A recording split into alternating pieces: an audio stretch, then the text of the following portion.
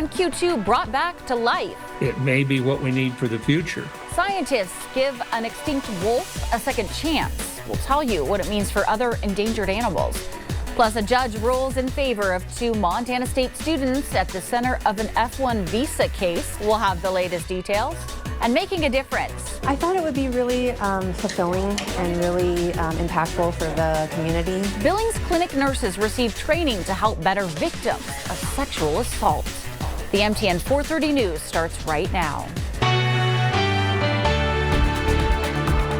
And good evening. Thanks for joining us on this Wednesday. I'm Andrea Lutz. A 10,000-year-old extinct species is now coming back to life. The dire wolf vanished long ago, but with the use of remains discovered across America, preserved DNA, and genetic engineering, they're once again roaming the earth. Tonight, our Charlie Kleps dives deeper into this scientific phenomenon, learning what it could mean for Montana's endangered species. We've gotten used to seeing gray wolves all across Montana, both here at the zoo in Billings and at national parks around the state. But now a new wolf is being born again, and this one's extra special, as the last time it walked the earth was thousands of years ago. My reaction kind of evolved from shock to interest. What might sound like a typical newborn pup's cries, It may be what we need for the future. is actually something much bigger. Those cries are the sound of a breakthrough, I don't believe it. shaking up the scientific world. But I'm more excited about the technology and what it means. These cute pups are genetically modified wolves, sort of like these gray ones. The map here shows 78 fossil sites across North America. Except these wolves have been extinct since the Ice Age. They're called dire wolves, which lived all across North America, including Montana. And this is a dire wolf skull. Wolf expert Jim Halfpenny says dire wolves are essentially just much larger wolves, famously featured in the popular TV series Game of Thrones. He adds the science involved could help protect endangered species in our state. Let's bring it home to Montana. Black-footed ferret. We may be able to have the potential to bring something that resembles them back. Zoo Montana assistant curator Allison Wellborn sees those benefits, but is trying to tame her excitement. There's no DNA from the actual genus that direwolves are in. Wellborn explains that while the pups resemble direwolves, technically and genetically they're not. They took gray wolf genes and modified those to resemble a actual direwolf's genes due to DNA in I think it was a tooth. And while Wellborn enjoys the additional science, she has concerns over bringing back species from the dead, chief among them a lack of habitat. If we do, go this way, that we have somewhere to put these animals. Which could become a bigger issue. Halfpenny believes that modified dodo birds and woolly mammoths will be created the next few years. I'd still rather have the species or save the species than not have it on planet Earth. In Billings, Charlie Kleps, MTN News. 3 people, including a baby, are dead after a car crash involving a school bus near Lame Deer. It happened yesterday morning on U.S. Highway 212 just after 7 o'clock. Well, according to the Montana Highway Patrol, the school bus was stopped to pick up children when a Honda Civic driven by a 19-year-old Arkansas man hit the back of the bus. A woman, a man, and a baby girl were all killed in that crash, while a driver and another passenger were injured. MHP says only the driver of the Civic was listed as wearing a seatbelt. No children on the bus or the bus driver were injured, and officials say alcohol and drugs are not considered factors in the crash. A big day in Missoula today as Bernie Sanders and Alexandria Ocasio-Cortez took center stage at the University of Montana. The two continued their Fighting Oligarchy tour at the Adams Center. The crowd of thousands began lining up pretty early. Senator Sanders spoke with supporters outside the Adams Center. Then both took the stage just before 2 o'clock. As was the case recently in the red state of Idaho, at another rally drawing huge crowds with so many people lining up that officials had to close the doors at that arena at capacity. We're here to stand with everybody that sees the negativity that's happening and the hardship that everyone's facing because of our government at the moment, Well, I'm really happy that everybody is showing up. I think it's a good statement in terms of really what we want as a country and what our expectations are. Clearly, Bernie and AOC are tapping into needs that are unmet. We'll have much more from this rally throughout the night and online at ktvq.com.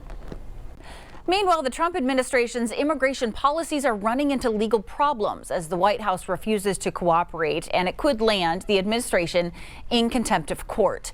Erica Brown has more details from the White House. 2 planes carrying more than 200 migrants to El Salvador last month could land the Trump administration in contempt of court. A federal judge Wednesday said he found probable cause to hold contempt hearings for defying his order to turn the planes around. In a 46-page decision, Judge James Boasberg wrote, "The Constitution does not tolerate willful disobedience of judicial orders." The White House says it will appeal the decision. Present all.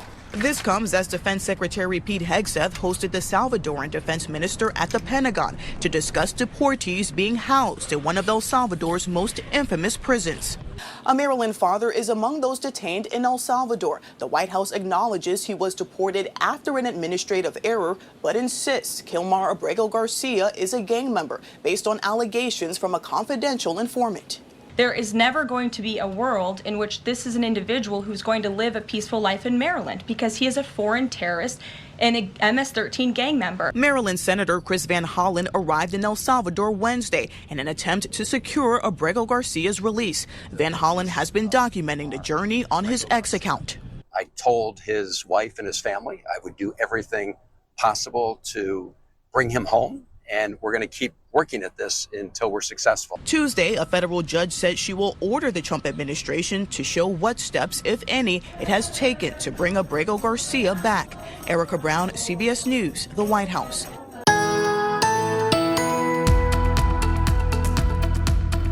Rain showers, snow moving in around Great Falls and pushing this way with a few more showers starting to move out of the west towards Billings here this hour. And as we get into the evening and overnight hours of tonight, that rain will switch to snow, winter weather advisories with wind and the potential for some travel concerns. Pink shaded regions, including for the Red Lodge foothills down towards Sheridan. We're looking at heavier snow and wind. That'll start to decrease through the day tomorrow from north to south. Details coming up.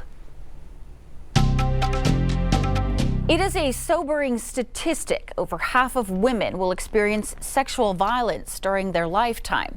But Montana's arming nurses to help better those criminal cases for victims, training for sexual assault examiner nurses. Our Matt Carmack has more on the importance and the difference it could make. Nurses of the SANET training program on Wednesday not only learned how to do an effective examination, like how to swab a patient, they also learned how to emotionally connect with those patients so those survivors can feel as comfortable as possible. Okay. Yep.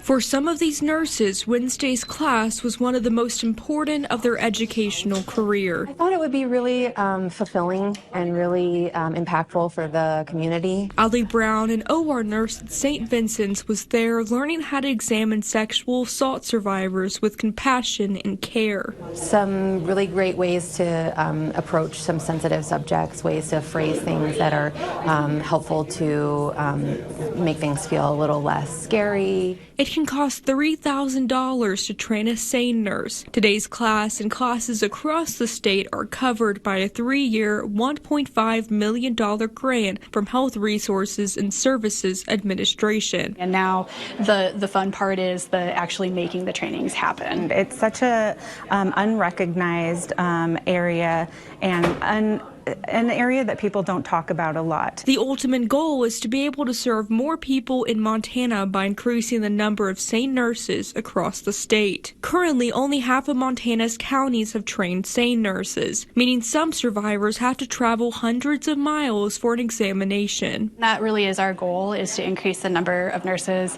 not necessarily, in our larger facilities, but also in those more rural settings. And Billings Clinic wants to assure survivors across the state that there are resources and help available during those vulnerable moments. There are nurses that are being trained that have the knowledge and the skill set to provide the support that they need. We have the resources and the information that we can get out there, and Not every assault has to be reported. We will support them in their decisions, and if they want to, we'll help them navigate that system as well. In Billings, Matt Carmack, MTN News. Communities across Montana rely heavily on the Milk River. So when water stopped flowing in 2024, the impact was pretty severe. It's estimated farmers will lose $33 million. MTN's James Rowland has more in tonight's Montana Ag Report. The agricultural impact that this project behind me has on the area of Babb and north central Montana in general is difficult to put into words. Lots of reasons, themselves, personal water, animals, irrigation, which is mainly hay, but for feeding the animals, it's a huge agricultural area, and it's absolutely critical. 140,000 acres of farmland are irrigated from the Milk River. In 2024, when the water stopped flowing, we were shorted in the basin. And basically, we did not irrigate half of our acres the second time. That means 60,000 acres did not get irrigated to grow crops, representing a loss of $22 million in direct agricultural production. But that's not the only impact. Havre to Saco, that could be an impact of $12 million in secondary impacts.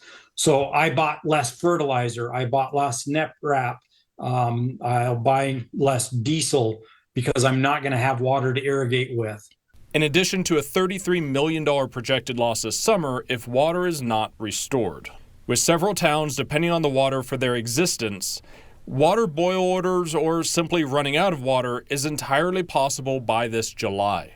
The city of Havre, Chinook, Harlem, and Fort Belknap Agency all use it as a domestic water supply. I know that the High Line needs all the water down there for the farming, and that Fresno's getting a little low, and this is the second disaster that's hit in a couple of years. So if they could fix the system, there would be a lot of communities, both reservation and non-reservation, that would thrive a lot better than the current situation. It takes a long time to grow anything and be successful at it. You have to have systems in place when you're, obviously when you're getting ready to pick an area of where you want to grow something. We grow a forage base up here to support a livestock industry.